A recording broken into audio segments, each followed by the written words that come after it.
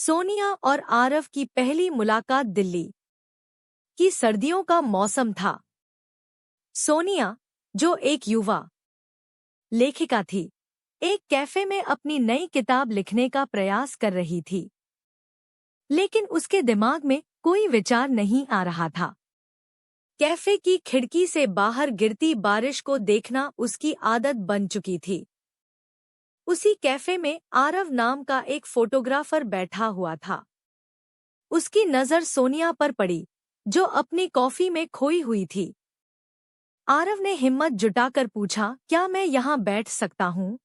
सोनिया ने सिर हिलाते हुए कहा, हाँ, क्यों नहीं। आरव ने बात शुरू की, क्या आप लेखिका हैं? सोनिया ने हल्की मुस्कान के साथ जवाब दिया, हाँ, लेकिन आजकल शब्दों ने मुझसे दोस्ती तोड़ दी है। आरव ने अपनी कैमरे की तस्वीरें दिखाते हुए कहा, शायद मेरी तस्वीरें आपके शब्दों को वापस ला सकती हैं। दोस्ती से शुरू हुई एक नई कहानी आरव और सोनिया के बीच धीरे धीरे दोस्ती बढ़ने लगी। आरव अपनी खींची हुई तस्वीरों के पीछे की कहानियां सुनाता और सोनिया उन कहानियों को अपने शब्दों में ढालती। दोनों एक दूसरे के लिए प्रेरणा बन गए। सोनिया अक्सर कहती, तुम्हारी तस्वीरें दिल को छू जाती हैं। शायद मैं तुम्हारे बिना लिख ही नहीं पाऊंगी। आरव जवाब देता, तुम्हारी कहानियां मेरी तस्वीरों को जीने का कारण देती हैं। प्यार का इजहार। एक दिन आरव ने सोनिया को शहर के सबसे ऊंचे पहाड़ पर ले जाने का प्लान बनाया। वहां सूरज ढल रहा था और आसमान सुनहरे रंगों से भर गया था। आरव ने कैमरे से सोनिया की तस्वीर खींचते हुए कहा, तुम्हें पता है, मैंने अपनी जिंदगी की सबसे खूबसूरत तस्वीर आज खींची है। सोनिया ने पूछा, कौन सी? आरव ने कैमरा सोनिया की ओर घुमाया, जिसमें उसकी हंसती हुई तस्वीर थी। आरव ने कहा, क्या तुम मेरी जिंदगी का हिस्सा बनोगी? सोनिया की आंखों में आंसू आ गए और उसने कहा, हाँ, आरव, तुम्हारी कहानियां अब मेरी भी हैं। मुश्किलें और गलतफहमियां उनकी जिंदगी में सब कुछ अच्छा चल रहा था, लेकिन एक दिन आरव को एक बड़ा फोटोग्राफी प्रोजेक्ट मिला, जिसके लिए उसे 6 महीने के लिए पेरिस जाना पड़ा।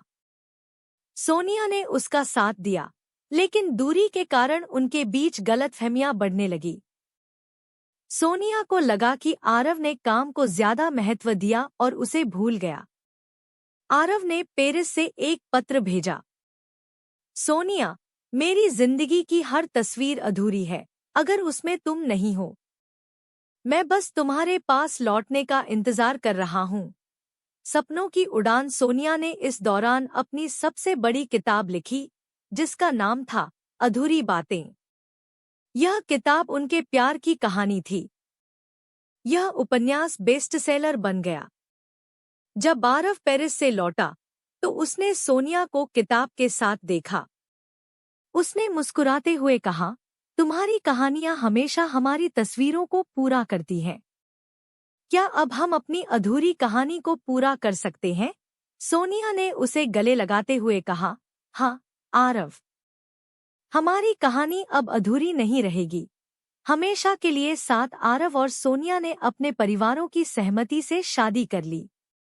उनकी जिंदगी एक उदाहरण बन गई कि प्यार, समझ और विश्वास हर मुश्किल को पार कर सकता है। अगर आपको यह कहानी पसंद आई हो, तो मेरे YouTube चैनल सोनिया लव कहानी को सब्सक्राइब करना न भूलें।